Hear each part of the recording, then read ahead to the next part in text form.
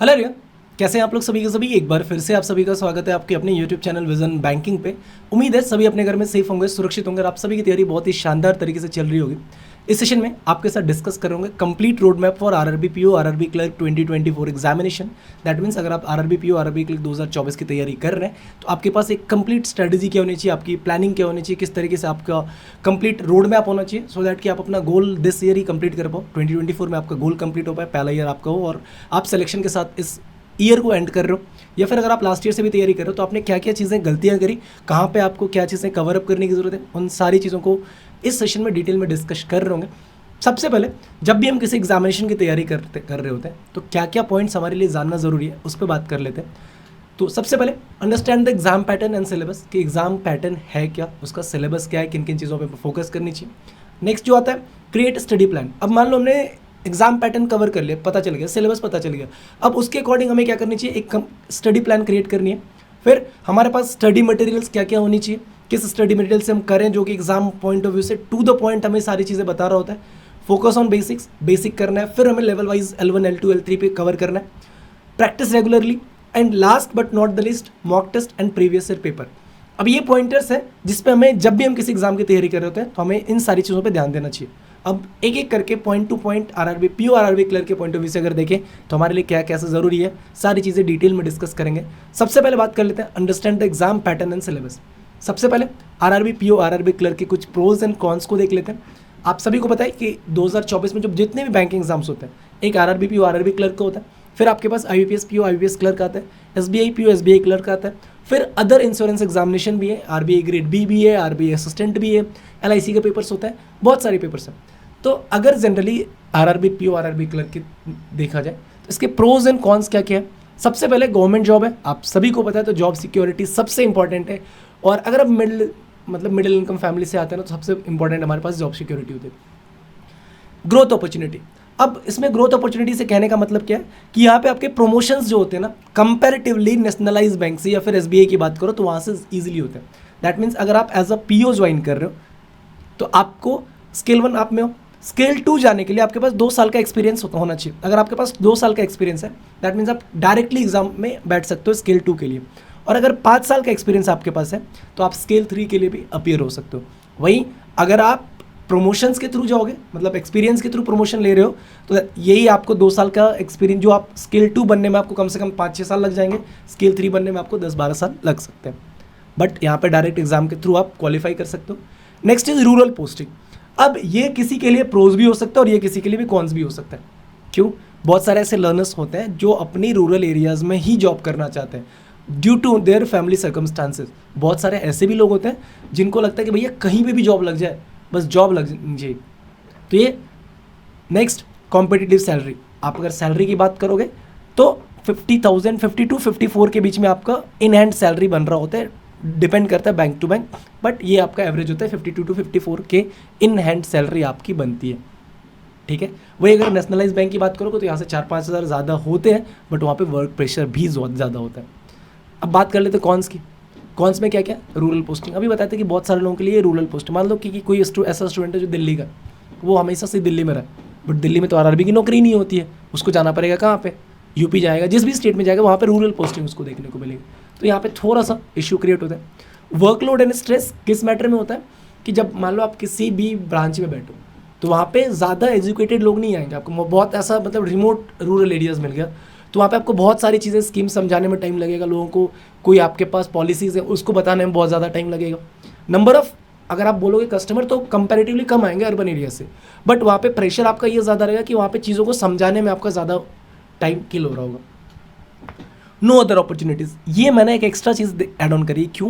क्योंकि जब आप रूरल एरियाज़ में जाते हो ना तो आपके पास एक्स्ट्रा करिकुलर एक्टिविटीज़ की लाइफ स्टाइल खत्म हो जाती है, आपके पास एक्सपोजर थोड़ा सा कम हो जाता है कंपैरेटिवली अर्बन एरियाज़ के लिए। तो ये एक कॉन्स में आप कंसिडर कर सकते हो।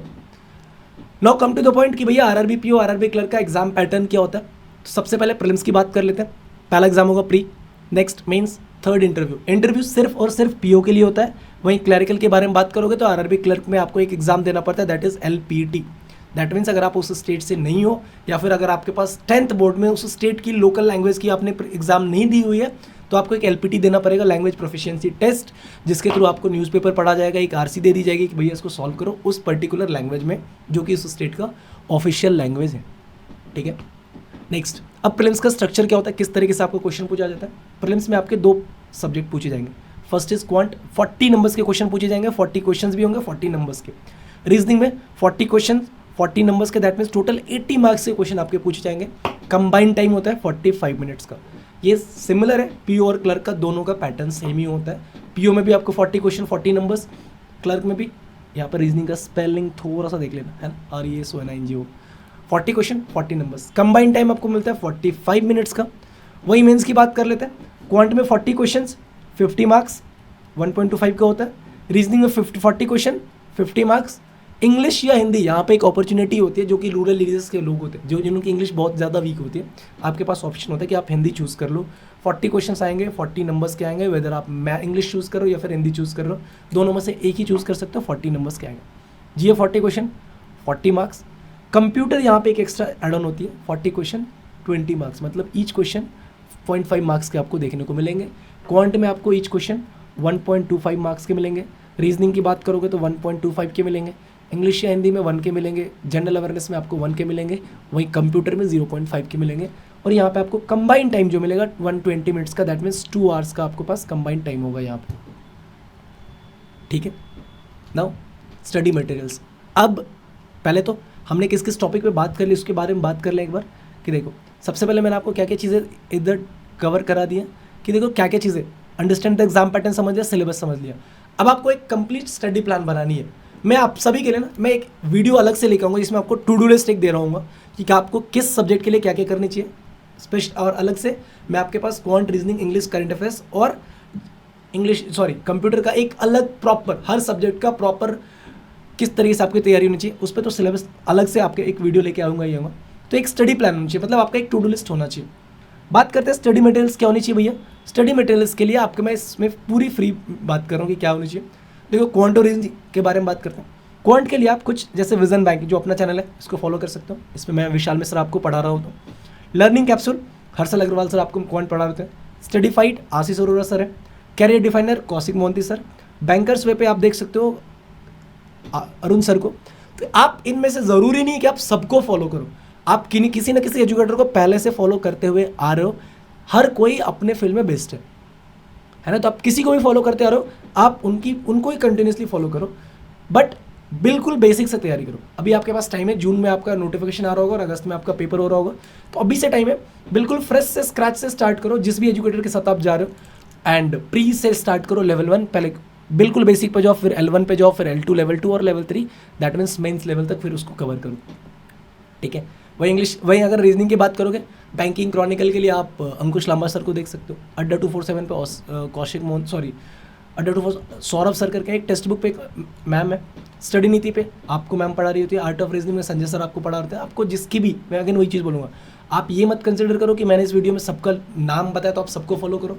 आप जिनको भी फॉलो कर रहे हो ना, आप उनकी बिल्कुल बेसिक से हाई लेवल की वीडियोस देखो, क्योंकि कहीं ना कहीं उस एजुकेटर की बातें आपको समझ में आ रही थी।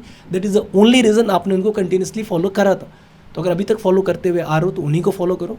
बस थोड़ा सा लेवल चेक करो कि आप उस लेवल पे, जिस लेवल पे तैयारी कर रहे हो, वो लेवल आप करते जा रहे हो, अपस्किल कर रहे हो कि नहीं। ये नहीं कि हमेशा से लेवल 1 L1 पे अटके हुए, बेसिक कर नहीं बनेगा काम। ठीक है, बेसिक टू मेंस जानना पड़ेगा। मेंस की तैयारी अभी करनी पड़ेगी, तभी जाके मेंस का एग्जाम क्लियर हो पाएगा। ठीक है, ये तो स्टडी मटेरियल्स था। Next, mock test and previous paper पे ईयर पेपर, ये भी बहुत ज़्यादा इंपॉर्टेंट है। आप मान लो कितना भी पढ़ लो, लेकिन अगर आपने मॉक टेस्ट अटेम्प्ट नहीं करा, आपने प्रीवियस ईयर पेपर को एनालाइज नहीं करा कि किस लेवल का क्वेश्चन आ रहा है, तो आप ये नहीं एनालाइज कर पाओगे कि आप जिस स्पीड पे पढ़ रहे हो या फिर आप जिस लेवल की क्वेश्चंस अटेम्प्ट कर रहे हो वो एग्जाम पॉइंट ऑफ व्यू से कितना इंपॉर्टेंट है। तो इसके लिए आप सभी के लिए टेक्स्ट बुक प्रीमियर लीग अभी एक चल रहा है। टेक्स्ट बुक आप सभी को पता है कि एक रिनॉन्ड टेस्ट सीरीज एप्लीकेशन है और वेबसाइट है, और बहुत ही ज़्यादा मेरे को लगता है कि जितने भी स्टूडेंट तैयारी कर रहे हैं 80 to 90% बच्चे इसको फॉलो करते हैं ब्लाइंडली। बहुत ही एग्जाम ओरिएंटेड कंटेंट भी होता है इसका। और यहाँ पे आपको प्रीवियस ईयर पेपर भी देखने को मिलेगा। यहाँ पे इनके 2 वेरिएंट्स होते हैं, एक तो ईयरली टेक्स्ट बुक पास होता है और एक yearly text book pass pro होता है। क्या डिफरेंस है? अगर आप पास ले रहे हो ना तो आपको मॉक टेस्ट तो मिलेगा आपको यहाँ पे टॉपिक वाइज क्वेश्चंस मिल जाएंगे, आपको सेक्शन वाइज मिल जाएंगे, लेकिन अगर आप yearly text book pass pro purchase करो तो इसमें बेनिफिट ये है कि आपको यहाँ पे प्रीवियस ईयर क्वेश्चन पेपर उस एग्जाम का पिछले 3-4 सालों का मिल जाएगा, उसका आपको सेक्शन वाइज मिल जाएगा, उसका टॉपिक वाइज भी, मतलब प्रीवियस ईयर के जितने भी पैटर्न्स हैं ना, जितने भी क्वेश्चंस हैं, आपको अलग से ढूंढने की ज़रूरत नहीं पड़ेगी। तो बेस्ट है आपके साथ। अभी टेक्स्ट बुक प्रीमियर लीग भी चल रहा है, तो अगर आप टेक्स्ट बुक पास परचेस करो तो 175 का पड़ेगा, text book pass pro purchase करो 263 का पड़ेगा, और VB12 कोड यूज़ कर लोगे, दैट इज विजन बैंकिंग का VB, तो आपको 12% का एक्स्ट्रा डिस्काउंट भी मिल जाएगा। डिस्क्रिप्शन बॉक्स में लिंक है। मैं सजेस्ट करता हूँ कि आप ज़रूर, आपके पास जितने भी मॉक टेस्ट हो, आपके पास एक टेक्स्ट बुक का मॉक टेस्ट ज़रूर होना चाहिए, क्योंकि इसका आप इंटरफेस देखोगे ईजी टू अडॉप्ट है, मतलब आप आराम से अडॉप्ट कर सकते हो इसको, और आपके एग्जाम में कहीं ना कहीं ये बूस्टअप ही आपको करता हुआ दिख रहा होगा। तो बेस्ट अपॉर्चुनिटी है, अभी आपके पास ऑफर भी है 28 से 31 मार्च तक, अवेल कर लो, क्योंकि अब पूरे 1 साल आपके पास पेपर होने ही होने, आपको तैयारी करने के लिए मॉक टेस्ट चाहिए ही चाहिए। That is the best time to purchase it. And description box में लिंक है, ज़रूर जाके क्लिक करना, और VB कोड यूज़ कर लोगे 12% का आपको डिस्काउंट भी मिल जाएगा, ठीक है। और इसमें एक और बेनिफिट है, अगर आपका सिलेक्शन हो जाएगा ना तो फुल रिफंड मिल जाएगा आपको, ये बात भी ध्यान रखना, ठीक है। तो ये थी पूरी स्ट्रेटजी की वीडियो। अभी एक रोड मैप बताया बस मैंने आपको, अगली वीडियोस जो भी आएंगे उसमें आपको टॉपिक वाइज, मतलब मैं पहले क्वांट का ले लेता हूँ, क्वांट का, फिर आपको रीजनिंग का मिल जाएगा, फिर इंग्लिश या हिंदी का मिल जाएगा, देन आपको जनरल अवेयरनेस का मिल जाएगा, और फिर आपको कंप्यूटर का किस तरीके से तैयारी करनी, इन सारे टॉपिक्स के अलग अलग वीडियोस आपको देखने को मिल रही होंगी, ठीक है। फिर मैं आपको क्या करके बता रहूँगा कि आपको मैं खुद से मॉक टेस्ट अटेम्प्ट करके सॉल्व करके चीज़ों को समझा रहूँगा कि किस तरीके से एग्जाम में अटेम्प्ट करना होता है, ठीक है। तो चैनल पे अगर नहीं हो तो चैनल को सब्सक्राइब ज़रूर कर लेना, बेल आइकन को प्रेस कर लो, सो दैट कि जितनी भी क्लासेस हैं सबकी नोटिफिकेशन आप तक टाइम टू टाइम पहुँचे और आप हर एक वीडियो को एक्सेस कर पाओ, ठीक है। अभी यहाँ पे फ्री बहुत सारी क्लासेस आपको देखने को मिल रही होंगी, अर्थमेटिक की पूरी सीरीज स्टार्ट हो रही है, तो make sure you already have subscribe this channel, नहीं तो अभी कर लो, ठीक है। मिलते हैं नेक्स्ट सेशन में, till then take care, bye bye, thank you, keep practicing more and more, and all the best for your upcoming examination.